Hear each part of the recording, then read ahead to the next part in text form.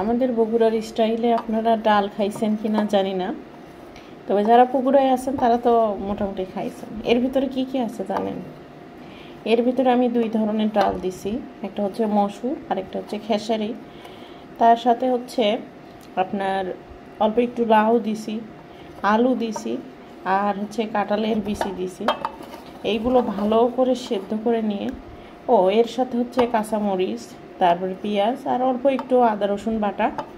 আপনি যদি আস্ত রসুনও দিতে পারেন দেবেন, তবে আমি একটু আদা রসুন বাটা দিয়ে লবণ দিয়ে আমি এখন হচ্ছে এটা সেদ্ধ করে নিছি। সুন্দর করে সেদ্ধ যখন হয়ে যাবে তখন আমি টমেটো দিছি, একটা টমেটো দিয়ে এখন সেদ্ধ হয়ে গেল। আমি এইভাবে এখন দেখেন যতদূর সম্ভব, যদিও এটা আমার মা আর কি একটু আস্তে আস্তেই আলু টালু সব কিছু রাখতো, আমি তারপরে একটু ভালোভাবেই ম্যাশ করে নিচ্ছি। এখন একটু গরম পানি এর ভিতরে দিয়ে আমি রাখবো। তারপরে হচ্ছে আরেকটা পাতিলে আমি ফোড়ন দেব।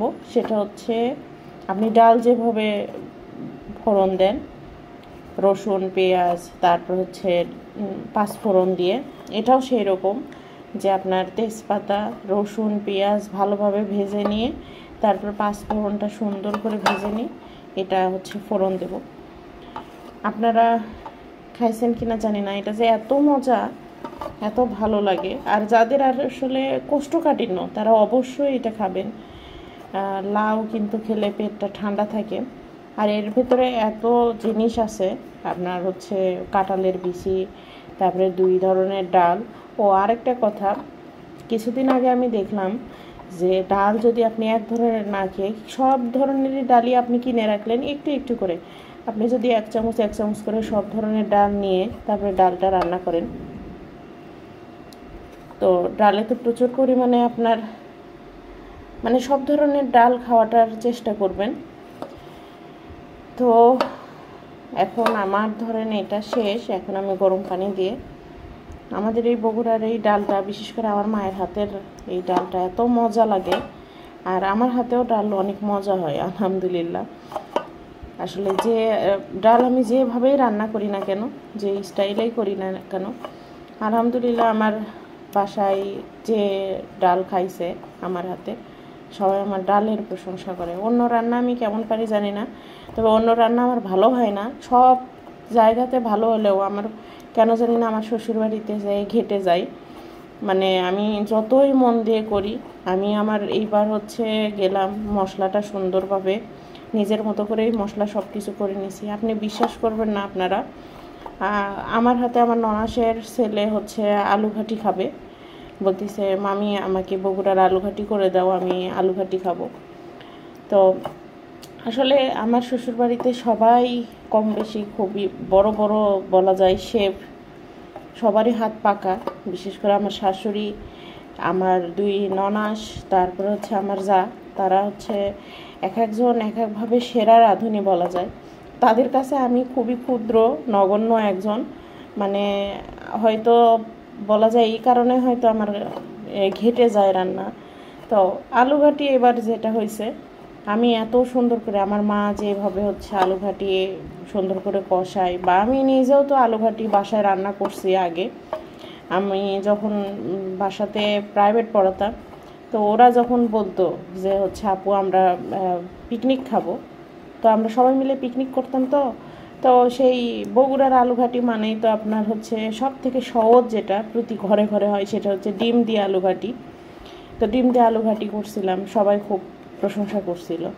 তো আমি আমার মতো করে আমি আলু ঘাটিটা করলাম, করে এত সুন্দর ঘ্রাণ, আর আমি নিজেও খুব আশাবাদী ছিলাম যে খুব সুন্দর হবে।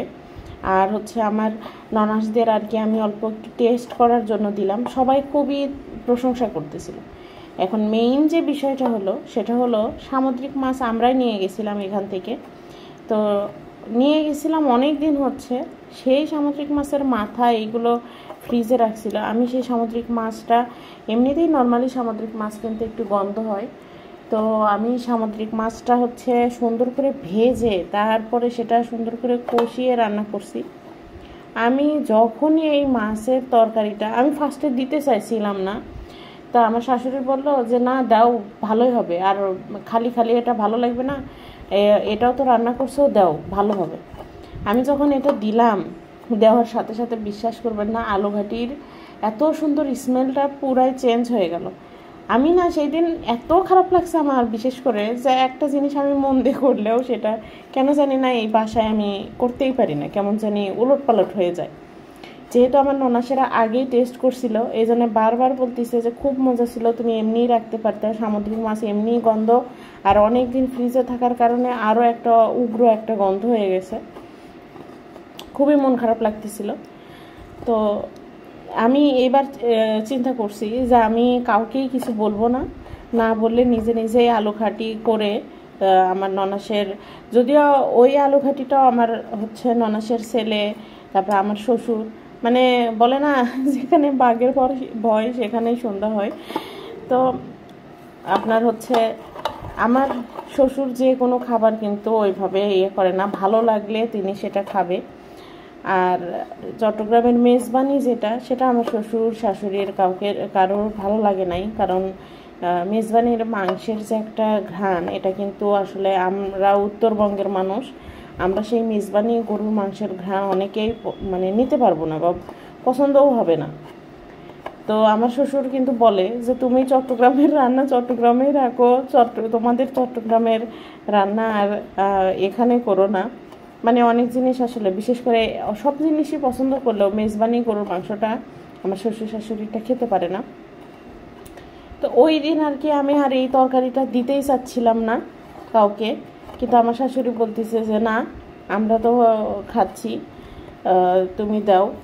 পরে আমার শ্বশুরেরই ভালো লাগলো, আমি অবাক হয়ে গেলাম। আমার শ্বশুর বলতেছে, মানে আমরা তো কাউকে আর কিছু বলতেছিলাম না, কিন্তু আমার মনটা খুবই খারাপ ছিল। আমি মানে এক পর্যায়ে খারাপ লাগার জন্য আমি ঘরে এসে মানে ইমোশনাল হয়ে গেছি, যে আমার কেন জানি না এরকম হয়। বিশেষ করে আমার হাজব্যান্ড আমার রান্নার যেটা তারিফ করে, যেটা বলে যে তুমি বাসায় যেয়ে এটা রান্না করবা, এটা মা বাবাকে খাওয়াবা, দেখা যায় সেটাই ঘেটে হয়ে যায় কেন জানি না। আমার বিশেষ করে আমার হাজব্যান্ড যেটা বলে যে তোমার আসলে মনে হয় কি তুমি বাসায় যেয়ে নার্ভাস হয়ে যাও, যে আসলে এটা হয় কি সবাই আসলে পারে, আমার শ্বশুর বাড়ির সবাই, সেখানে আমি কিছুই পারি না।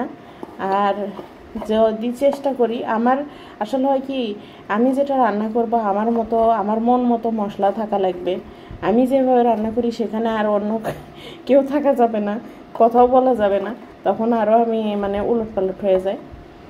তো যাই হোক, আপনাদের সাথে গল্পও করলাম, সাথে আমার এইটা একদমই নরম হয়ে গেছে। এখন আমি ডালটা করব, আমি আশা করি যে আমার হাজব্যান্ড আজকেও খুব প্রশংসা করবে, মানে ভালো হয়েছে। আমি এখনই স্মেলেই বুঝতে পারতেছি যে খুব সুন্দর ডাল হয়েছে। এই ডালটা আমার কাকার অনেক পছন্দের, আমার এই ডালটা হলে কাকার আর অন্য কোনো তরকারি লাগে না এরকম, মানে হচ্ছে আলু ডাল করলে, কিন্তু এর ভিতরে লাউ আছে, টমেটো আছে, সিমের হচ্ছে কি কাঁঠালের বিচি আছে, ডালটা খুব মজা। তো সবাই ভালো থাকবেন, আল্লাহ হাফেজ, আসসালামু আলাইকুম।